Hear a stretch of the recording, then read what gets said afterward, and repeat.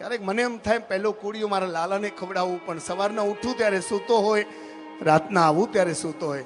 અહીંયા મમ્મીએ તરત ટકોર કરી, આટલો પ્રેમ કરો છો લાલાને, થોડા વહેલા આવી જતા હો તો. હવે પપ્પાને સેલ્યુટ કરવાનું મન થાય. શું જવાબ આપે છે બાપ?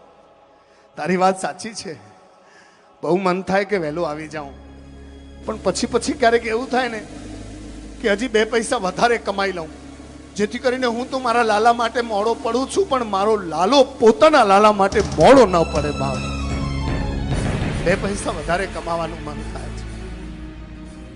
આપણે પપ્પાને બહુ તરછોડી દઈએ છીએ, એને બહુ વટ કરવાનું મન હોય. ઘરમાં એ શહેનશાહ છે બાપ, પણ અમુક વર્ષ પછી આપણે એને ચૂપ જ કરી દઈએ છીએ, નહીં કરતા.